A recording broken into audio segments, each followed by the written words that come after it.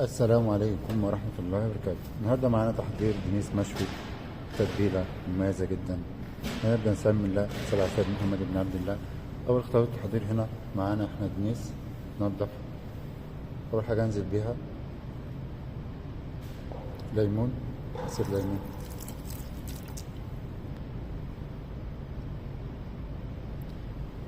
صويا صوص حلوة، ننزل بكمية مناسبة،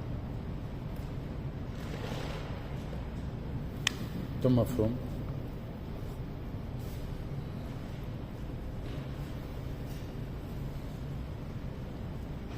زيت زيتون، كمون، كزبرة،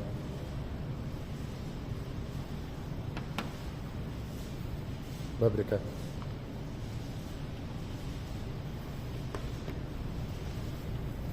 واخر حاجة هنجيب الملح بتاعنا. نقلب المكونات دي كويس. بعد ما جبنا التتبيلة او المرنيه بتاعنا زي ما احنا شايفين. الفيديو ده خاص بالمطاعم، لو عايز تتبيلة مميزة بعملها بالطريقة دي. في البيت طبعا ما عنديش مشكلة، تبقى حاجة جديدة. أول خطوات التحضير أجيب زيت، همسح بيه الجريل بس يا جماعة مرة واحدة، وبعد كده أشتغل. لأن سمك الدنيس من الأسماك الدهنية، مميز جدا ويطلق عليه ملك السمك. نبتدي نحط السمك بتاعنا بسم الله. لازم الجريل بتاعي يكون سخن،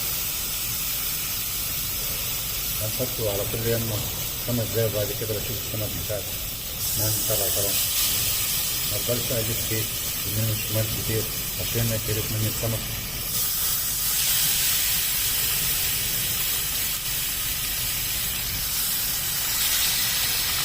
خلاص الكمية اللي عندي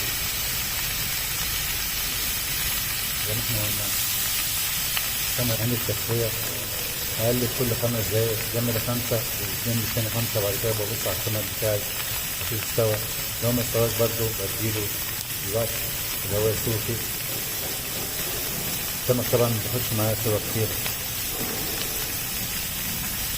طبعا زي ما احنا شايفين السمك مميز جدا، زي ما احنا شايفين تتبيلة مميزة. زي ما احنا قلنا السمك مطلع كمية زيوت مما قديه، زي ما احنا قلنا السمك دهني ممتاز جدا في الطعم.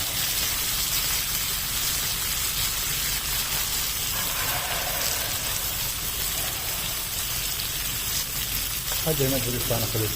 لو عجبك الفيديو أو تقدم معلومات الفيديو ضمن لايك وعلى زر الجرس. والسلام عليكم ورحمة الله وبركاته.